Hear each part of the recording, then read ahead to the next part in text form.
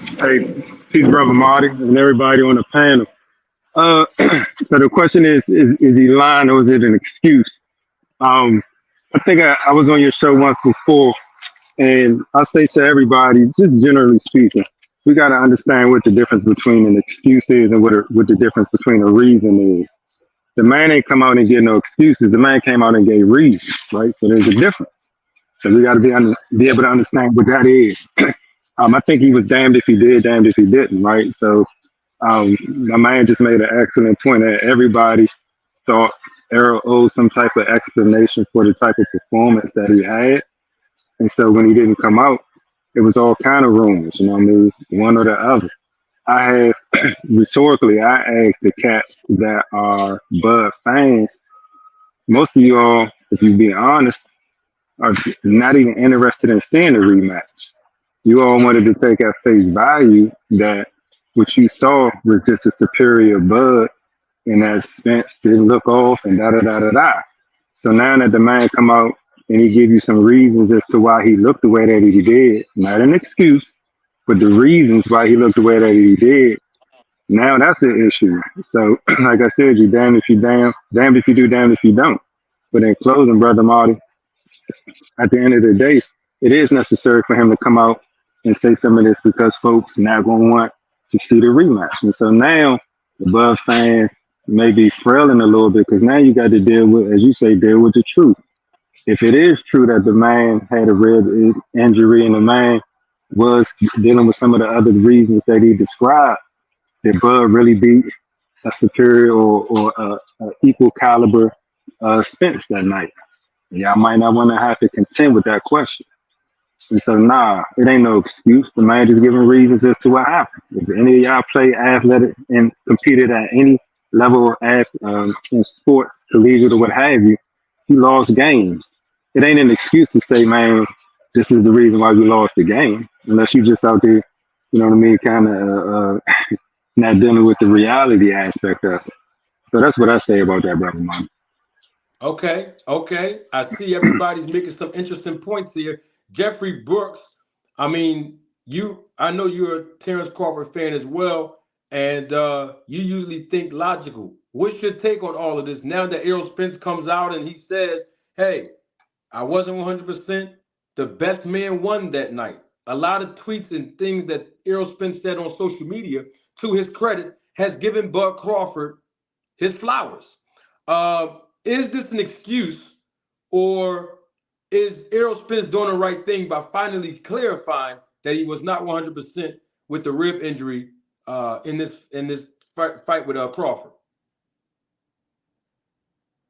You on mute, Jeff? Hold on. Let me check your audio.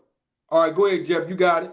Yeah, yeah. I think it could be looked at as an excuse. The simple reason of after the fight, right after the fight, Earl Spence clearly got there and said, I'm not going to give an excuse, even if I had one." Right. So if you didn't have, if you had an excuse, you wasn't going to give it. Now all of a sudden you gave an excuse. Some people say a reason, which that still could be looked at as an excuse, whatever. So my whole thing is this too: was your eye affecting you during the fight, or because the Ugas fight, they asked you how was your eye? Your eye was perfect, fine, and everything. So now all of a sudden, Terrence Crawford fight, what happened? Was it having an effect on you before the fight or after the fight? Because I was listening to what Bud had to say about that too, and Bud pretty much was like, he tweeted last I knew the boxers get their visions checked before the fight. So all of a sudden, where all this is coming from? And I'm hearing that he's threatening to kind of pull out the rematch too, as well, because of that. So it's like the whole thing is, come on, Earl. Really, you had time enough. If you needed surgery on your eye, the perfect time to get surgery is right after you lost the fight. So now you're doing it right now in January when we don't know when they was going to announce the rematch. Well, I'm quite sure it had to be sometime in the near future. But this here pushed everything. You pushed everything back, and you pushed everything back now, and you pushing everything back. You holding Crawford up. So you know what I'm saying? It's all bad. It's all bad. I think he could have just been better with going ahead doing the surgery, not saying nothing, keeping your mouth. He was doing fine. When he was keeping his mouth closed. When you come out and say this is why I've been getting hit so many times, come on now, you really don't guard your grill like that. If you want to go back and look at the Sean Porter fight, he was getting hit all type of angles. Come on, so I mean, he's not really known as a duck and weave kind of person. You know what I'm saying?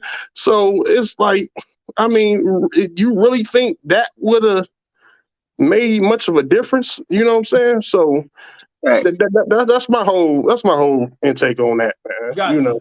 All right, now here's the thing. I want to say this because I said this publicly the other day when we talked about the cataracts, and I'm going to stand by this 100%. But before I do that, I want to clarify something because I heard Jeffrey Brooks just say that Terrence Crawford tweeted that don't you get your eyes checked before the fight. Let me be clear. It's a basic, just be clear. It's a basic evaluation from the ringside physician. Okay? This is not them sitting in the hospital with a medical doctor or a specialist that says we're going to run all these CAT scans on you and we're going to see if you have cataracts, that's not the evaluations they get. And I'm not saying that Crawford is trying to deceive the people, but I just want to make sure that y'all understand how that process works. It's just a basic physical through observation, evaluation, and the doctor touching on certain parts. Just like you go to your primary physician and you get your annual checkup or your annual physical, well, that's how it is. You know when they put the light in your eye and they say follow the light, like that. The stethoscope, breathe.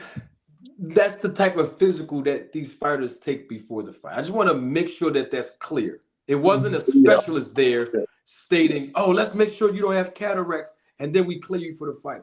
What I always stuck to, even the other day I said this publicly, once Errol Spence realized, so this is my opinion, looking at his behavior patterns, like I do everybody else, I believe Errol Spence knew at some point he had to get this surgery.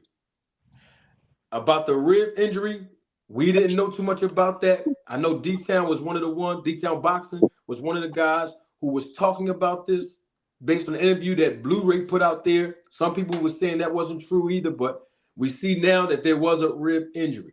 With that being said, we got to understand that this is not the first time in boxing. It definitely won't be the last time that fighters know that they are hurting or that they're injured. And as long as the doctor cleared them, if my eye can be cleared, cool.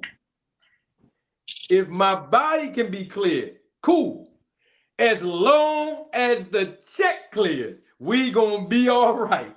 And I think this is one of those, situations. And I'm not making excuses for Errol. I'm telling you how these athletes think behind the scenes.